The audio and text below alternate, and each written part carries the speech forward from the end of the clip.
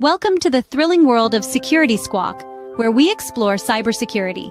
Guiding you through online threats, we'll aid you in understanding safety protocols and trends. Meet our gurus, Brian from Exact IT, Reginald from Arc Solvers, and Randy from Tech Rescue. Together, we'll delve into current events and hot cybersecurity topics, helping you comprehend their impact. Stay informed, stay secure. Security Squawk, the business of cybersecurity. Buckle up, let's dive in. What's up, everyone? Welcome to the Security Squawk podcast, the business of cybersecurity. I'm Brian Horning, joined by Randy Bryan and Reginald Andre. What's up, gentlemen? How are we? Doing well. Good morning. We didn't talk about the weather, man. I know. The weather. Oh, it's hot here, man. It's 85. That's not too hot for Florida. No, that's hot in South Florida, man, because it's 109% humidity. So yeah. It's like being in a sauna. Oh, no, that's good. It's still cool over here, man. We got one of those springs with a lot of rain and a lot of cool air, and people probably thinking summer ain't going to be hot this year, but I guarantee you, just wait a week. All right, guys, this week we're going to talk about 3 stories that all come back to the same question. Who's actually defending your business, and how do you act when the rules of that defense are changing? So I'm going to lead off with a piece from a bunch of places, but I'm referencing an Axios story about CISA, which is our cybersecurity wing of our federal government, if you don't know what CISA is. And they're being pulled back to an alarming rate. And what I view as the FBI stepping forward as our nation's leader in the cybersecurity kind of megaphone that's out there. And I'll kind of explain why in my segment today. And Randy, you're going to talk about a vendor breach inside the immigration legal world that exposes more than 143,000 people's private information. And Andre, you're going to close us out with a fresh data drop from our favorite group, the Shiny Hunters. They seem to be winning just like the stock market these days. And they hit a big one. You're going to let us know who that is, a convenience store chain we probably all frequented at some point in our life. So let's get into it. So, guys, I want to talk about what's going on over at, I got to change the screen here. Sorry. I want to talk about what's going on in our federal government, guys, and what's happening over at CISA. Because according to reports, guys, CISA has lost roughly 1/3 of its staff since the start of 2025. And that's over 1,000 people. The proposed FY27 budget, they would cut another $707 million and up to 766 more positions on top of that. So it really seems with this administration that it's time for CISA to take a back seat for whatever reason. A lot of senators, people on different committees like the Senate Homeland Security Committee called it the starving of CISA personnel, resources, and leadership, and what many are calling a high-stakes environment with AI. So here's the one that surprised me, guys. CISA was actually left out of the initial rollout of Anthropic's Mythos AI model to federal agencies in April. And that wasn't their decision. That was an administration decision. So other agencies like the FBI got access, but yet CISA did not. May 21st, the FBI, not CISA, issued a major public warning about a phishing kit called Kali 365 that's now hijacking Microsoft 365 accounts.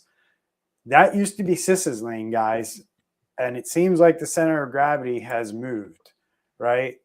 And a couple other things that I want to point out that have changed in, say, the last 18 months.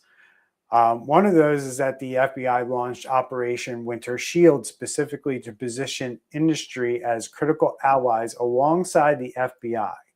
So the FBI, in my opinion, guys, is now actively trying to be the first call, not CISA.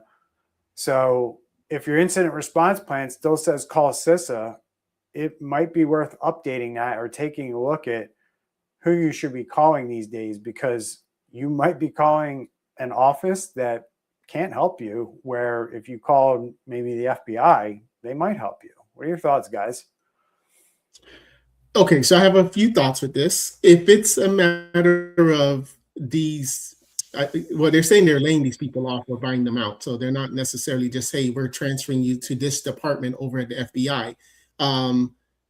If it was a matter of we're just making this department under the FBI, I would be like, okay, they're just restructuring.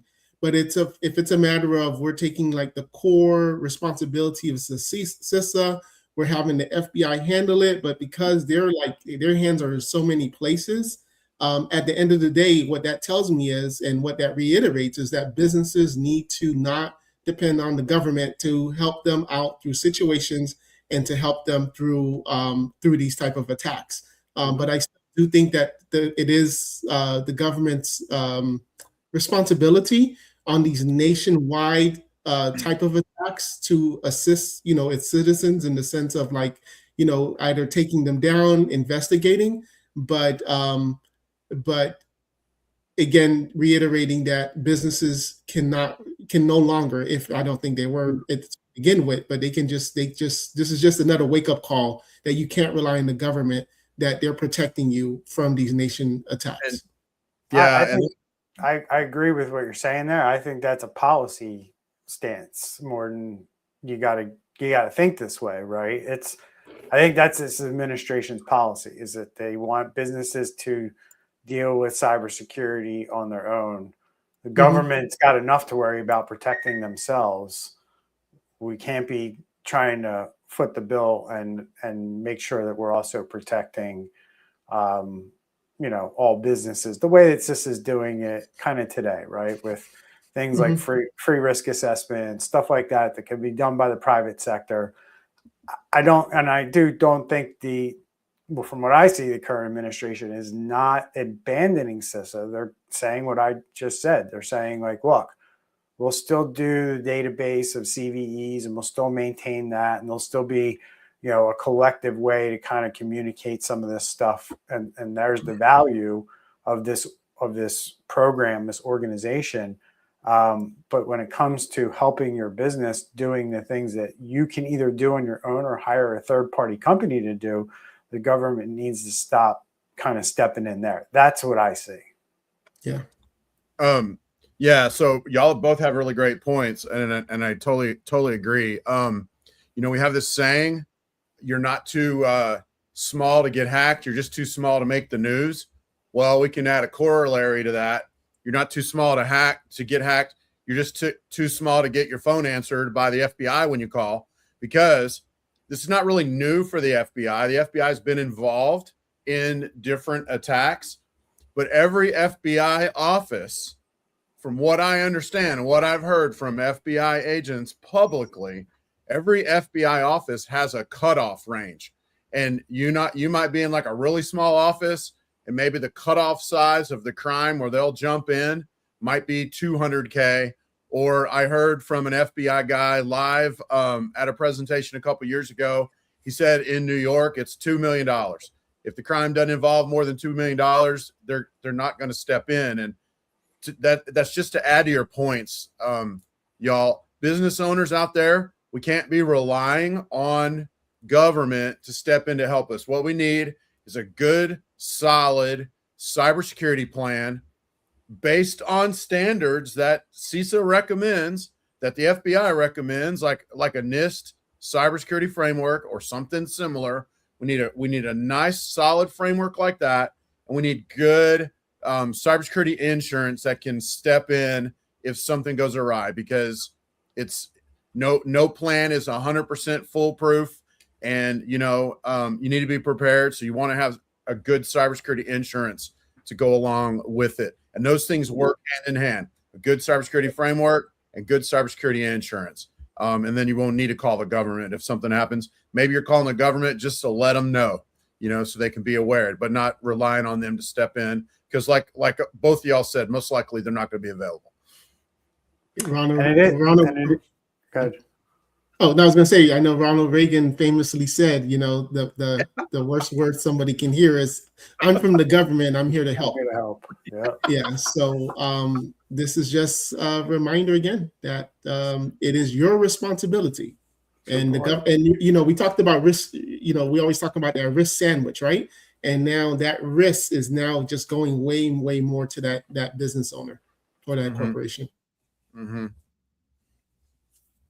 Yes, as backed up by our friends over at MSSP Alert. I read an article over there, I remember earlier this year, where they were saying that because of these changes in policy, MSPs, MSSPs, companies like ours are seeing more demand because federal partnerships at CISA are at a standstill, right? So all of these companies that maybe thought they would get help from CISA for things like CMMC compliance, things like that, they're not getting that help anymore for free or low cost. So they are starting to see companies come to them for things like vulnerability scans, threat briefs that used to come from CISA. You're going to have to start thinking about finding a vendor and paying a vendor for that instead of getting it from CISA, because it's probably going to not happen in the very near future anymore. If you think it's coming back, if it already stopped, it's probably not coming back at this point. So, all right, guys, any last thoughts before we move on? Nope, I'm good. All right, so here we go. Oh, I do actually. Remember, sorry, I know I do that all the time, but I remember maybe last year, maybe even 2 years ago, especially with the new administration, they're always trying to make things go to the state level, right? They're like, hey, the federal government's hand shouldn't be in this. So this is just also another way. And we've seen where now states are helping, the state's national cyber division or whatever, that they've been helping businesses in their state. So that may be something where we start to see more states, not to say I'm okay with this, but more states kind of picking up the slack of whatever the federal government isn't doing and saying, if you did get hacked and you're, part of our, in our state, you can call us and we'll give you some resources. Good point. Good point. All right. DocketWise breach hits 143 million immigration clients. Randy, what's going on here? All right. Well, so this company called DocketWise, basically what they are is a legal platform. So lawyers use this for cases and information and files and all that jazz. And so basically what happened was in the process of onboarding clients, they're going through this ingestion phase of the data. Well, so we're on a new platform today, y'all. We're just trying to get it figured out here. I'll try not to look at it and get distracted. But so anyway, when DocketWise takes on a new client, they're basically they go through an ingestion phase, just like any client does. And basically during this phase, the data from the new client is dumped into like a third-party folder. I'm not going to go in too much into the details, but the data was getting dumped there unencrypted. And so basically, in the process of moving to what probably is a decently secure platform, your data is going through a third party has your data unencrypted. And apparently, you only need to log in to these intermediate folders with a username and password. It didn't require MFA. Short story long, somebody got in last year. Y'all, I think this was around December of 2025. The investigation took almost 6 months, and they just started notifying people, I guess, within like the last 30 days. But short story long, bad guys get into these unencrypted folders, and they started pulling out the data. They were able to get the data of over 143,000 people and throw it out there. And y'all, this may sound like just like another oh, this is just a dumb little, mistake somebody made or whatever. But it really brings a few things to our attention that we need to be aware of. One, you're never as strong as your weakest link. We all know that. And so DocketWise, let's just start with them in this process, going through a third party that obviously didn't require MFA, didn't have the data encrypted, and somebody just got a username and password off the internet, is what it sounds like, was able to log in. They didn't have to do like a fancy AI generated phishing scam, or some malware that took advantage of 109 vulnerabilities that only AI could find, not a bunch of geniuses sitting in a tower somewhere. Like, they just needed a username and password. So underscores the importance. If you're a SaaS provider, software as a service, that's what DocketWise is. Your whole chain has to be secure.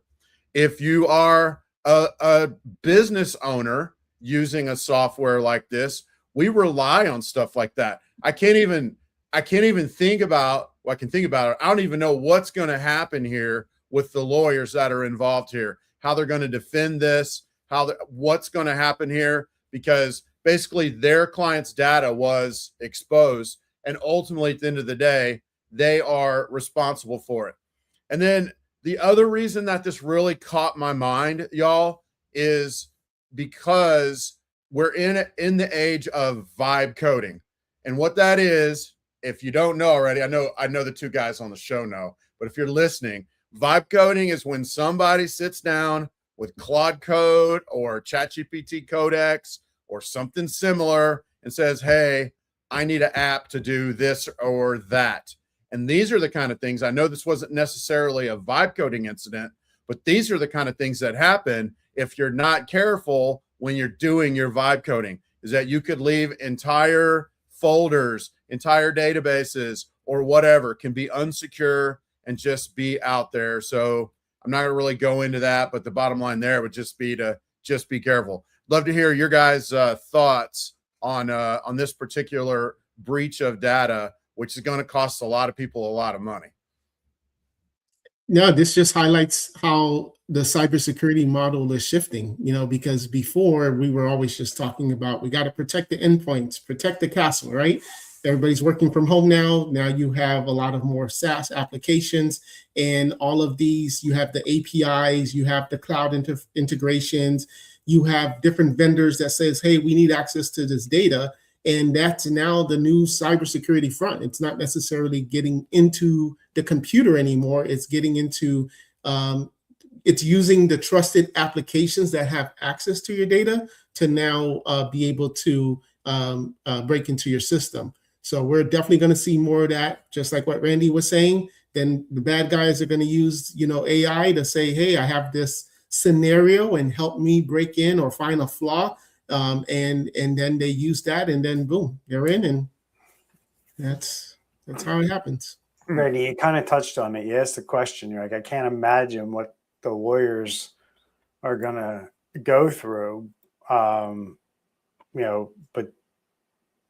as of a few years ago, there's rules that require lawyers to actually actively monitor vendor security. So you can't just trust the vendor's brand because you thought they had a reputable name or they've been around for a while, right? So where we're at is every immigration firm that used DocketWise now potentially has its own notification duty. Like we talked about this in those school breaches, right? Like, should the vendor help them with that notification, or do you put it on all the lawyers, like Power Schools did, and the other one that happened last month, right, where they put it on the districts to notify everybody, right? Lawyers have their own notification duty. DocketWise doesn't really have to help you, right? You also have your own malpractice exposure as a result of it, and you're going to have to deal with your own client lawsuits, as I've already found that at least 5 firms already investigating claims, and federal lawsuits have been filed in Texas. That's what this stuff looks like in 2026, guys.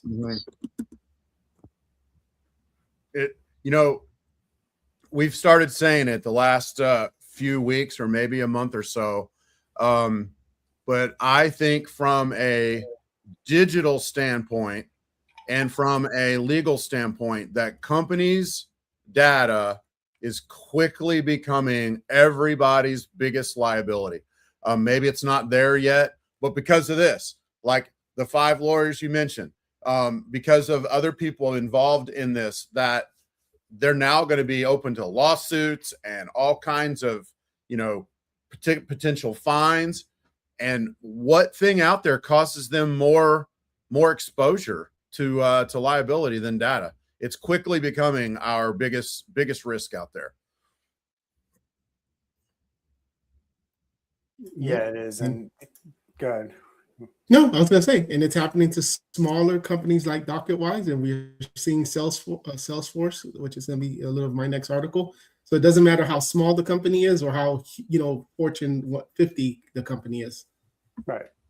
So here's the moral of the story. If you own a business, if you're a business owner, you work in a business, you're an IT person, IT manager that runs a SaaS platform with sensitive customer data in it, you have to be starting to look at this situation and look at what you really need to inspect or what you need to know when you purchase these platforms, right? Because this is a situation where production data got cloned into a developer environment. You're going to want to know if your data is being cloned for some other purpose, right? I think everybody thinks like, I buy my own little piece of the pie. All my data gets put in there, gets secured, it gets encrypted, it stays in that little bubble. Well, we just learned in this story that that's not really what happens in the real world. And businesses need to understand that they hold the bag when companies decide to operate this way. It's not right. They should have never operated their business in this way from my standpoint. Like, you don't take legitimate customer data, at least without permission, to put it into a production environment like that. Explicit permission, I would say.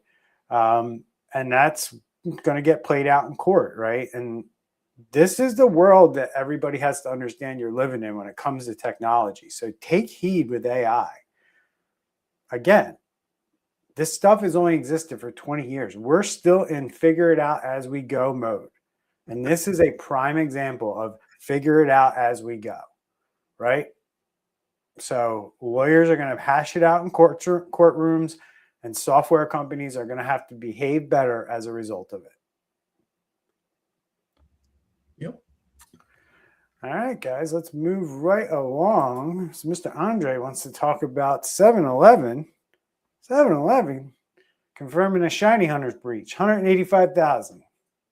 What's happening here, Andre? Yeah, so 7-Eleven, which is obviously the company that is on the quarter of most of America, selling all of the convenience store and gas stations. They have franchise owners and people that want to become franchise owners of 7-Eleven, and they have to provide documents, names, address, social security number, financial records, contracts, and all those type of things. And they announced that on April 8th of this year, there was a breach, and all of this sensitive franchise, application data that was provided to them is now exposed. And we can thank our I was going to say our friends, but we can thank Shiny Hunters for this, which claimed the responsibility. And this again goes back to that Salesforce, right? So was it 7-Eleven per se, where 7-Eleven's data got breached? No, it was basically something even bigger that they couldn't control outside of not using Salesforce, right? Which is kind of impossible for these type of companies. And this now again points the finger back to everything we've been talking about, where your data, you're storing it in a third-party company. You think it's Salesforce, it must be secure. They're $1 billion company, they'll handle it. But now we find ourselves with these franchise owners where they're listing it it's actually not a lot of money. They're listing it for $250,000. So, but however, 7-Eleven is allegedly refusing to pay the ransom. So that's an interesting business decision there, right? You have your people that want to invest in you for $250,000, and you're not willing to pay that so that their data is not out there. Another thing, let's just see if I had another. Yeah, that was kind of the gist of it. Yeah, that was the gist of it. Well, so what I'm concerned about here, like, to me, the number of people is not the big deal. I mean, that obviously that matters, but it's the fact that these are people that have applied, potentially, if my understanding, either they've applied or they are franchise owners. And so that maybe that's already publicly available. I don't know. And maybe that's why they're only asking for 250,000 for it. But you literally are getting a list of high net worth individuals that are probably not risk averse. You know, like, you could build out a whole profile. Like, what is a 7-Eleven owner that the bad guys could use to, you know, then target attacks on these particular people. And I mean more like spear phishing, as opposed to, like, you know, and what I mean by that is like micro targeted to these people. So I don't know. For me, that makes it sound like an even bigger deal. And then was this just the American part of 7-Eleven? Because 7-Eleven started here, and then a franchise owner in Japan built it up. It's massively popular in Japan. It is a cultural icon. And then when the one over here started struggling, the one in Japan actually bought the original over here. So the franchise owner in Japan now owns all of it. And is this just confined to the USA, or do we know if it's affecting them worldwide? No, I'm not sure. Anyway. The old playbook played out with this group, right? They wanted $250,000 for it. They didn't get it, so they just dumped it all out on their leak site. And here we go, right? So filings in Maine have already affected 2 residents. We're looking at 185,000, it's saying national. So, you know, this is early. There's going to be a lot more that follows, right? So, and here we go with shiny hunters, you know, just to, as I threw it in the comments, this same Salesforce campaign that hit this company has also hit Google, Cisco, Adidas, Qantas, Alliance Life, Farmers Insurance, Workday, Pandora, Chanel, TransUnion, and multiple LVMH brands. So if your business uses Salesforce, guys, the question isn't, could this happen to us? The question is what is our actual exposure today, and how do we limit it? Because you got to look at what this group is doing, how they're getting in, and make sure that you're not doing what other companies are doing. Storing sensitive information in Salesforce, better have that secured pretty good if you're going to be doing that, right? Because quite frankly, Salesforce wasn't really built for that, even though they won't tell you that.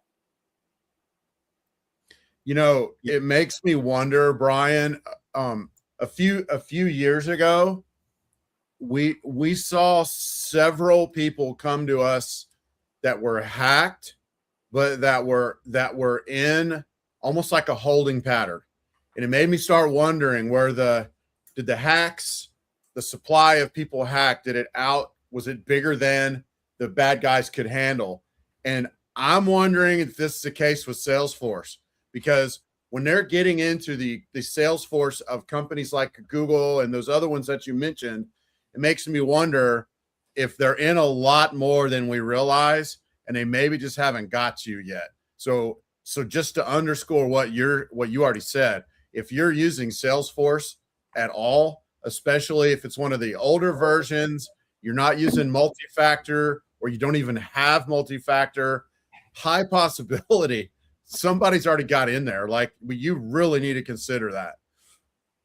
Right. And just so it's clear too, because Salesforce, they're responsible for more of the infrastructure, the platform security as a whole. But at the end of the day, if you are using Salesforce, just like if you are using Microsoft or Google Workspace, you are still responsible in then configuring the MFA enforcement, the permissions, the connected apps, and things like that.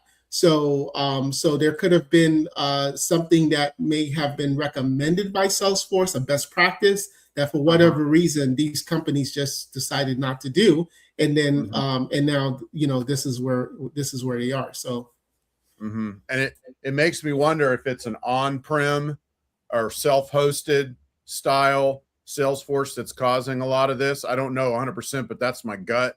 What we saw back when Rackspace was hacked a few years ago was the guys down in the Exchange basement didn't want to update Exchange because they thought it would break it. They knew it would break it. And I wonder if that's also happening here, if patches are getting put out or whatever, if they've got the ability, but they're afraid to break it and cause a stir.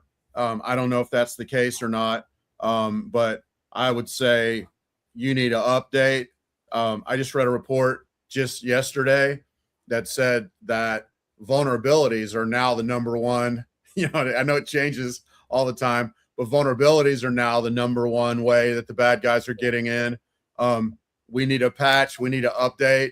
And, I would almost say like consequences be danged. We just need to make it happen and then fix it if it breaks, because of things like this. Might be barking up the wrong tree. We'll see.